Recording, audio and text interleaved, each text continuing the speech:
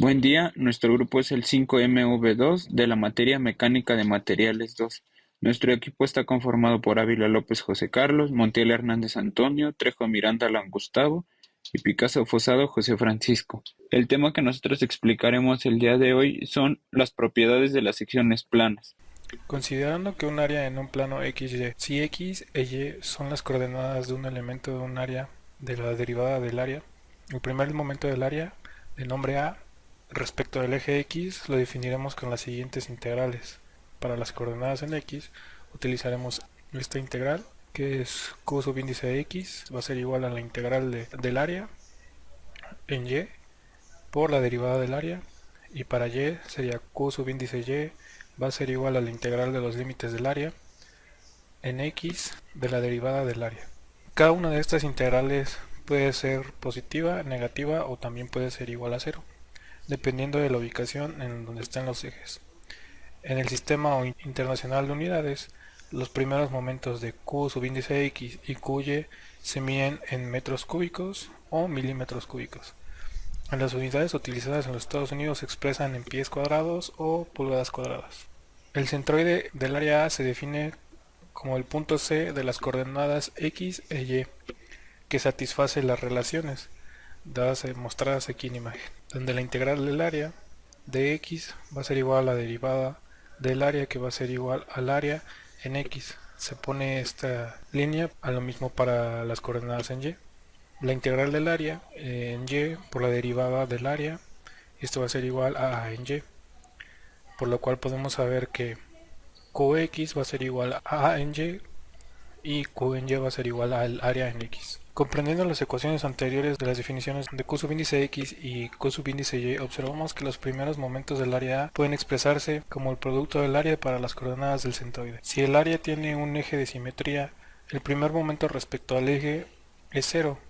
Por ejemplo, en un área simétrica respecto al eje Y, para cada elemento de la derivada del área en una posición X, existe otro elemento equivalente a la posición opuesta, menos X, lo que resulta en Q, como se ve aquí en imagen, Q subíndice Y va a ser igual a cero y o X va a ser igual a cero. Por lo tanto, si un área tiene un eje de simetría, su centroide estará ubicado en este eje.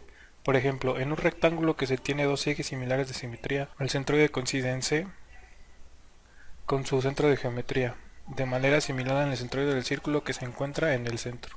Cuando un área tiene un eje de simetría cero, el primer momento respecto a cualquier eje que pase por ese cero, esto es que se debe a que cada elemento de la derivada del área en sus coordenadas x y y.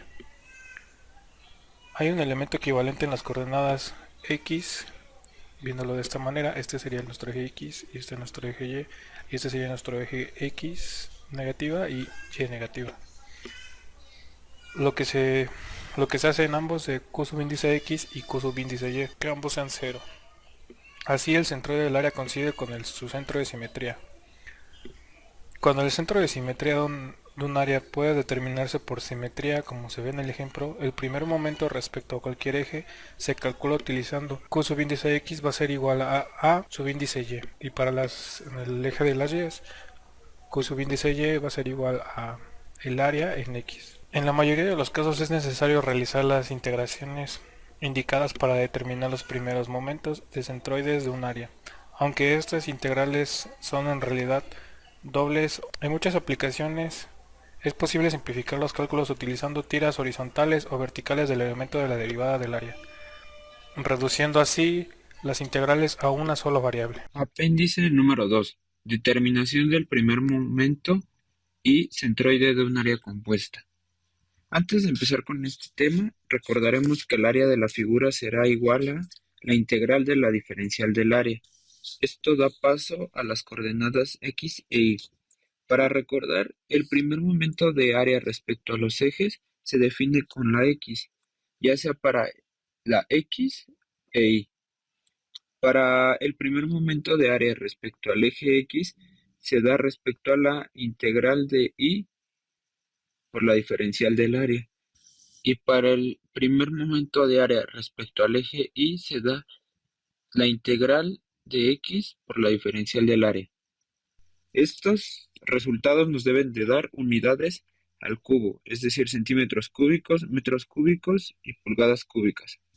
Ahora consideraremos un área A como trapezoidal, que puede dividirse en formas geométricas simples. El primer momento Qx del área respecto al eje X es la suma de los primeros tres momentos de su componente, como se muestra en la siguiente fórmula. O bien, también se puede ocupar la siguiente fórmula respecto a las coordenadas del centroide. Recordemos que las coordenadas del centroide se les pone un guión, llamándolos X guión. En este caso, la coordenada del centroide de X está dada por el primer momento respecto al eje Y sobre el área.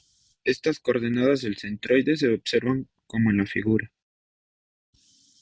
Para encontrar o calcular áreas y primeros momentos del área, estas pueden ser calculadas sumando todas sus propiedades, es decir, podemos obtener el área total sumando cada área que lo compone, como A1 más A2 es igual al área total, o también se puede encontrar el primer momento del área sumando los ejes. Q de x1 más Q de x2 es igual a Qx total, donde se van sumando en vez de integrales. Es decir, para obtener las coordenadas y guión del centroide C del área compuesta A, sustituimos los valores obtenidos en las ecuaciones correspondientes, como se muestra en las siguientes fórmulas. Esto es para el área Y o AX-. O bien, resolviendo para X e Y recordando que el área A es la suma de las componentes A, se escribe como la sumatoria de las coordenadas del centroide por las áreas sobre la sumatoria de las áreas. Apéndice 3. Segundo momento o momento de inercia de un área, radio de giro. Antes de comenzar debemos saber que los elementos X e Y son las coordenadas del elemento diferencial de A. El momento dA es multiplicado por el cuadrado de la distancia del eje de referencia. Estos son llamados segundo momento de área, y estos siempre son positivos. Es decir, ahora sí ya sabemos cómo se define el segundo momento o momento de inercia del área respecto al eje X. Ahora definiremos el momento polar de inercia de una sección plana, donde r es la distancia de O, llamada polo, al elemento TA. Este, igual que el momento anterior, siempre es positivo, y sus unidades de medida siempre estarán elevadas a la cuarta potencia. Una vez lo anterior, podemos observar una relación importante entre el momento polar de inercia y los momentos de inercia de un área dada que se establece mediante la siguiente fórmula. Esto se puede hacer ya que r al cuadrado es igual a x al cuadrado más y al cuadrado, que corresponde a la suma de los momentos de inercia del área. Finalmente, el radio de giro de un área A respecto al eje X se define como la siguiente fórmula. Rx es igual a la raíz del momento de inercia en X sobre el área.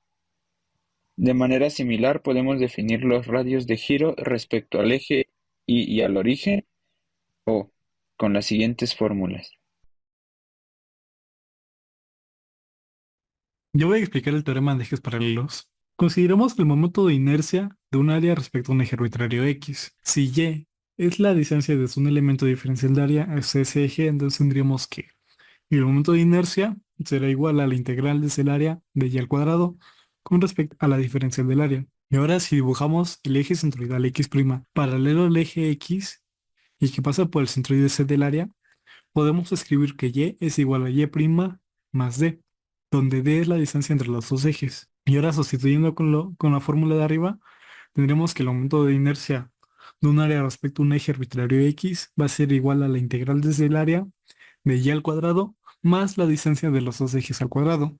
Eso con respecto a la diferencial del área, lo cual a su vez es igual a I subíndice X al cuadrado más dos veces la distancia entre los dos ejes, que va a multiplicar a la integral del que va desde el área de Y' por la diferencial del área. Esto más el área por D al cuadrado, donde Y subíndice X es el momento de inercia respecto al eje centroidal X'.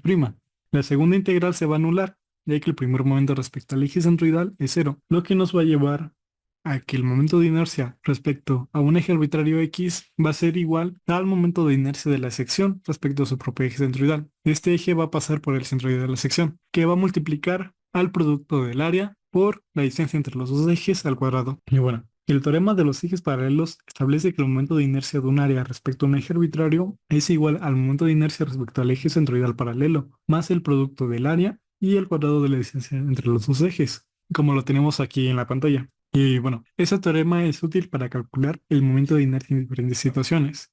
Para áreas compuestas, que es lo que nos interesa, el momento de inercia total se obtiene sumando los momentos de inercia de cada componente. Pero primero lo tenemos que ajustar al eje de Sado, usando el teorema de ejes paralelos. Y ahora vamos a pasar a la determinación del momento de inercia de un área compuesta. Consideremos un área compuesta A, formada por varios componentes, A subíndice 1, subíndice 2, etc. El momento de inercia del área respecto a un eje dado se obtiene sumando los momentos de inercia de sus componentes, como aquí lo tenemos. Pero antes de sumar los momentos de las áreas componentes, es necesario usar el teorema de los ejes paralelos para trasladar cada momento de inercia al eje deseado. Y bueno, eso sería todo con nuestra presentación de la teoría del libro. Y ahora vamos a pasar con mi compañero Alan, que nos va a poner unos ejemplos de lo que acabamos de describir. Gracias. Iniciaremos con los problemas. El ejemplo 1 dice, para las áreas que muestran las figuras, determinar el momento polar de inercia con respecto a el punto cero y también calcular el centroide de área. Nombramos primero las figuras, el semicírculo como el primero y el triángulo como el segundo. La tabla que tenemos abajo es para calcular el centroide. Tenemos que llenarla por pasos para llegar al momento en el que calculamos el centroide y vamos iniciando con los formulazos. Primero es pi por radio al cuadrado sobre 2 para calcular el semicírculo y tenemos otra fórmula también que es 4r sobre 3pi. Las tenemos en el área sombrera que está en la figura de la derecha y para el triángulo hace por altura sobre 2. Entonces vamos llenando toda la tablita y vemos que ya para el centroide sale como resultado 3.5027. Entonces, después de calcular el centroide, entonces calculamos ya el momento polar. Y lo primero vamos a calcular el momento polar con respecto al punto cero, que sería la fórmula que ocupamos, que es el momento polar de inercia sobre el punto cero es igual al momento polar del semicírculo menos el momento polar del triángulo. Si sustituimos todos los valores en la fórmula, vemos que aquí x se va a cero, dado que este no se mueve sobre el eje x, solamente se mueve sobre el eje y. Seguimos sustituyendo todos los valores y haciendo los cálculos respectivos y vemos que al final el momento polar de inercia sobre el punto cero nos da como resultado 764.751 pulgadas a la cuarta. También podemos calcular el momento polar de inercia con respecto al centroide. Ocupamos para esto la fórmula del momento polar de inercia en el punto cero es igual al momento polar de inercia más a y al cuadrado. Ya tenemos todos esos valores, entonces nada más sustituimos la fórmula que da aquí como el momento polar de inercia es igual al momento polar de inercia del punto cero menos a y al cuadrado. Sustituimos todos los valores y entonces hacemos el cálculo que da como resultado al final que el momento polar de inercia con respecto al centroide es de 402 pulgadas a la cuarta. Bueno, ahora seguimos con el ejemplo 2. Aquí vemos que tenemos tres figuras juntas que son tres rectángulos. Para calcular el momento de inercia podemos ocupar la fórmula primero para calcular el momento de inercia en x, que sería ix igual al momento de inercia de la primera figura más el momento de inercia de la segunda figura más el momento de inercia de la tercera figura. Recordemos que esos son rectángulos, entonces ix del rectángulo va a ser igual a un doceavo de base por altura al cubo más el área por la distancia al cuadrado. Recordemos que el área también es base por altura. Entonces hacemos todos los cálculos respectivos para calcular las tres figuras y al final hacer la sumatoria. Los resultados de aquí los va a dar en milímetros a la cuarta. Al final entonces el momento de inercia en x da como resultado 389.952 milímetros a la cuarta, o que se podría decir que es igual a 390.000 milímetros a la cuarta ya redondeando. Seguimos con el radio de giro en X, que la fórmula es la raíz cuadrada de IX sobre la área total. Y aquí el área total la vamos a calcular como la sumatoria de todas las áreas de las tres figuras. Entonces hacemos el cálculo del área total primero y después, como ya tenemos el momento de inercia en X, solamente sustituimos valores y al final da como resultado 21.9 milímetros. Bueno, ahora seguimos con el momento de inercia en Y. Bueno, podemos seguir planteando en la misma fórmula, nada más que en el eje de las Y, que sería el momento de inercia en Y es igual al momento de inercia en la primera figura más el momento de inercia en la segunda figura más el momento de inercia en la tercera figura. Nada más sustituimos todos los valores y hacemos el cálculo respectivo. Y al final vamos a hacer la sumatoria para llegar al resultado que es de 64.256 milímetros a la cuarta. Teniendo ya el momento de inercia en Y, podemos calcular el radio de giro en Y. Es la misma fórmula, nada más que en el eje de las Y. Para esto entonces nada más vamos a sustituir todos los valores, que al final da como resultado 8.87 milímetros. Y eso ya sería todo por nuestra parte.